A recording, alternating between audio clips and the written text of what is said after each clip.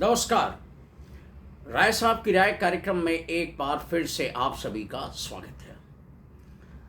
दोस्तों, अमेरिकी कांग्रेस के अंदर बहुत कुछ चौंकाने वाली घटना घटित हुई और इससे बड़े बड़े जो कूटनीति के जानकार हैं, बड़े बड़े जो राजनीति के पंडित हैं और विश्व राजनीति में अपनी अच्छी खासी दखल रखते हैं, उन सभी के लिए अचंभित करने वाली और चौंकाने वाली घटना सामने आई। सॉरी। हुआ ये कि अमेरिकी कांग्रेस के एक सदन के अंदर डेमोक्रेट्स का एक प्रस्ताव आया और उस प्रस्ताव के पक्ष में डेमोक्रेट्स ने तो वोट किया ही किया, साथ में डोनाल्ड ट्रंप की पार्टी रिपब्लिकन्स पार्टी के 4 सांसदों ने भी उस प्रस्ताव के पक्ष में मतदान किया।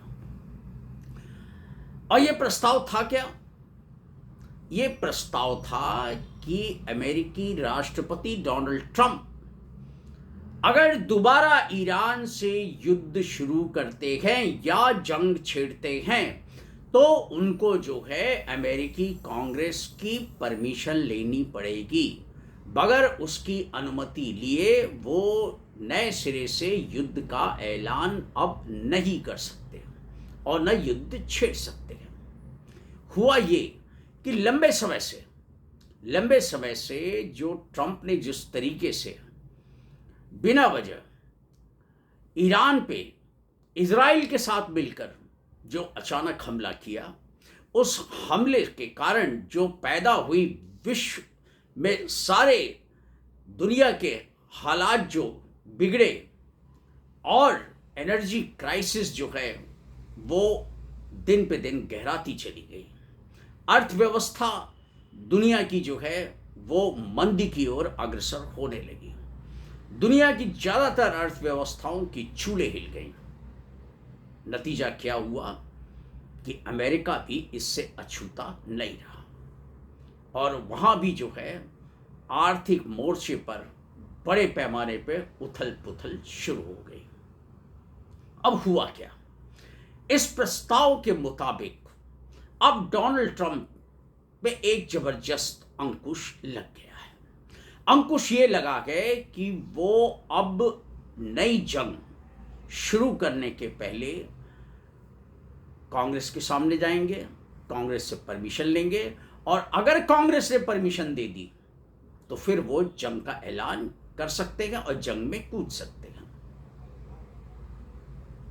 अब इस प्रस्ताव के आने का सबको इंतजार था, लेकिन काफी समय से डोनाल्ड ट्रंप जो है इस प्रस्ताव को सदन में ना लाए जाने के लिए प्रयासरत थे और डोनाल्ड ट्रंप ने वो हर कोशिश की, हर स्तर पे कोशिश की कि ये प्रस्ताव ना आए, ना उस पर वोटिंग हो और वो प्रस्ताव ऐसे के ऐसे ही अधर में रह जाए। लेकिन डेमोक्रेट्स ने हार नहीं मानी और डेमोक्रेट्स ने जो है वो इस प्रस्ताव को लाने का पूरी तरीके से मन बना लिया और अंत में ये प्रस्ताव सदन में आया, इस पे चर्चा हुई, वोटिंग हुई और इस वोटिंग में जो है अप्रत्याशित तौर पे 4 रिपब्लिकन सांसदों ने जो है वो मतदान किया। यानी वो विपक्ष के जो प्रस्ताव था उस पे विपक्ष के साथ खड़े हुए और उन्होंने इस प्रस्ताव को पारित होने में जो है वो मदद की। अब ये साफ हो गया है कि अगर सीनेट के अंदर भी ये प्रस्ताव पारित हो जाता है, जिसकी पूरी संभावना है, तो फिर ट्रंप जो है वो बेबस नजर आएंगे। अब ट्रंप के पास ये मनमानी करने का अधिकार अब नहीं रह जाएगा ईरान के मामले में कि वो दोबारा जंग बेवजह छेड़े। पहले उनको कांग्रेस से अनुमति लेकर के ही और तब कोई कार्रवाई करनी होगी। अब इन 4 सांसदों ने, जो रिपब्लिकन पार्टी के 4 सांसद हैं जिन्होंने प्रस्ताव के पक्ष में मतदान किया। उनका कहना यह है कि अमेरिका बेवजह इस जंग में कूदा।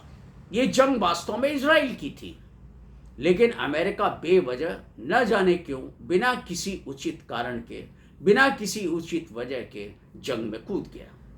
और इसका खामियाजा दुनिया को तो भुगतना ही पड़ रहा है, अमेरिका को स्वयं भुगतना पड़ रहा है।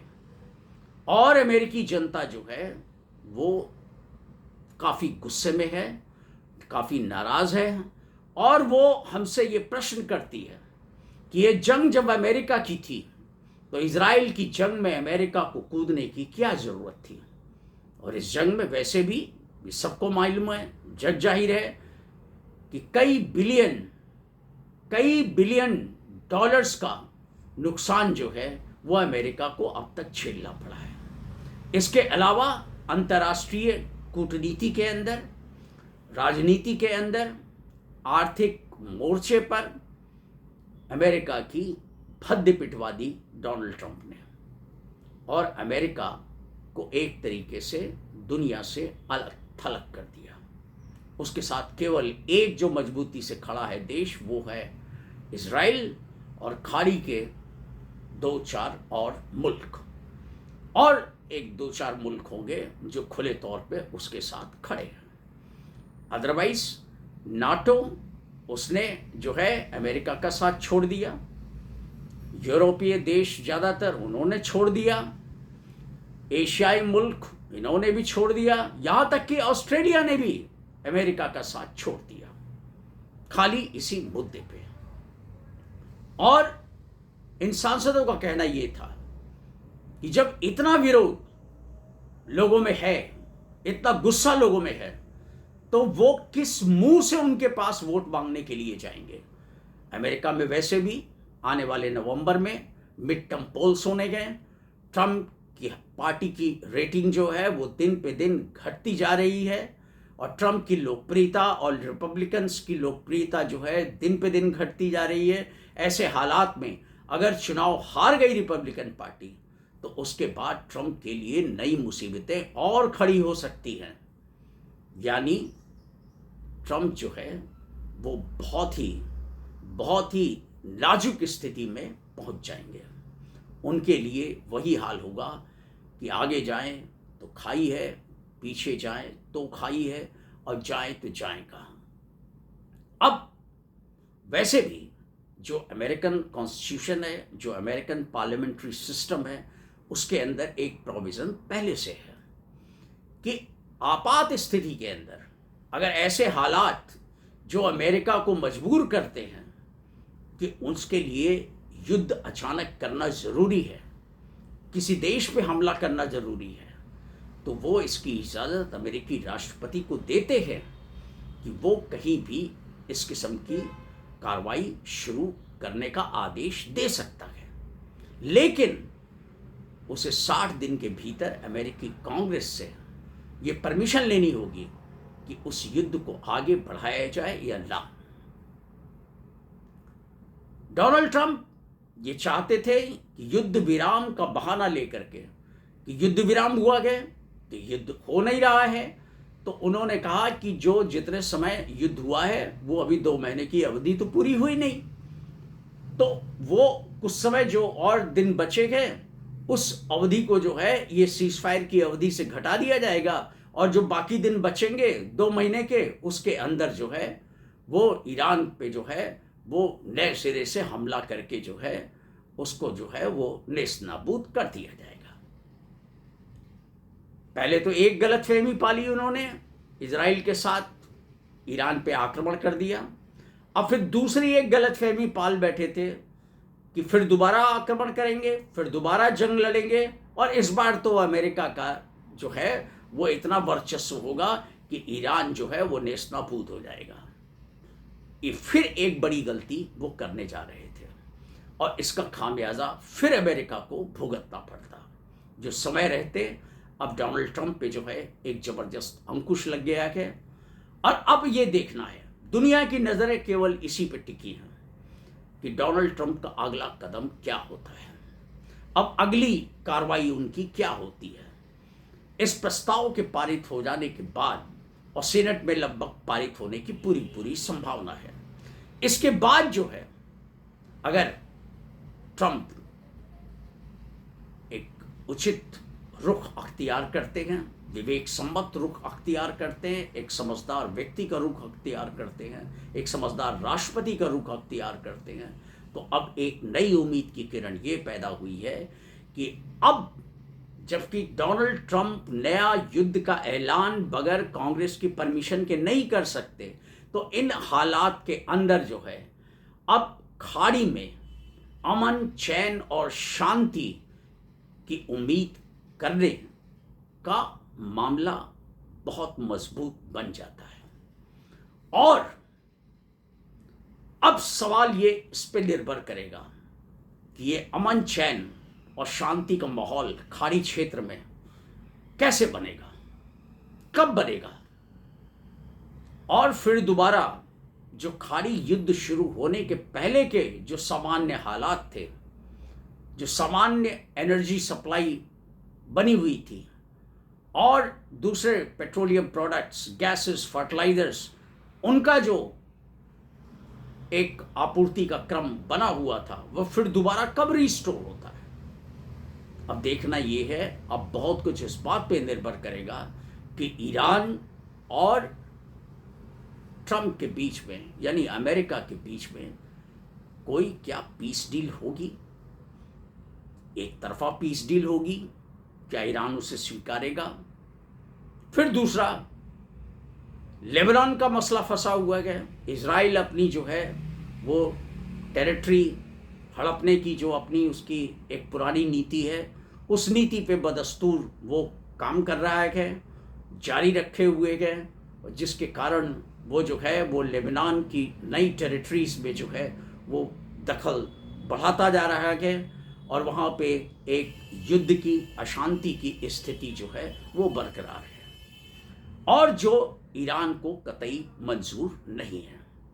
अगर इस पीस डील के अंदर लेबनान के मसले को नहीं सुलझाया गया, तो कोई वजह नहीं कि इजराइल जो हरकतें कर रहा है लेबनान में, अगर लेबनान के अस्तित्व पे ही संकट आया, तो हिजबुल्लाह का साथ देने के लिए ईरान जो है वो खुलकर सामने आ जाएगा। उसने साफ साफ कह दिया है कि वो लेबनान के मसले को वो किसी भी डील से अलग नहीं कर सकता। इसके अलावा गज़ा का मामला अभी जो है वो अभी भी बदस्तूर जारी है, वहाँ पे भी जो है अमन चैन स्थापित किया जाना ज़रूरी है। वो उस मसले को भी ईरान छोड़ना नहीं चाहता और कुल मिलाकर के एक स्थायी समाधान चाहता है। अगर इस दिशा में कोई सार्थक पहल होती है और अगर ट्रंप या अमेरिकी प्रशासन थोड़ा झुकता है, थोड़ा नरमी बरतता है और एक तरफा डील जो है उसकी तरफ बहुत ज़्यादा जो है जोर नहीं देता है, तो खाड़ी में अमन चैन और फिर दोबारा पहले की तरह के हालात बनने की उम्मीद की जा सकती है। लेकिन मैं फिर कह रहा हूँ कि ये सब कुछ निर्भर करेगा कि अमेरिकी प्रशासन और डोनाल्ड ट्रंप का रुख क्या होता है। वैसे भी इस प्रस्ताव के पास हो जाने के बाद डोनाल्ड ट्रंप का मिजाज, उनकी भाषा और उनका जो रुख है वो काफ़ी बदला सा नज़र आ रहा है। और अगर वाकई इस दिशा में कोई सार्थक प्रयास हुआ और पॉजिटिव रिजल्ट्स सामने आए, तो फिर दुनिया के ही नहीं, भारत के शेयर बाजार के लिए भी ये एक बहुत ही पॉजिटिव डेवलपमेंट होगा और भारतीय शेयर बाजारों के लिए ये एक बहुत ही टॉनिक का काम करेगा।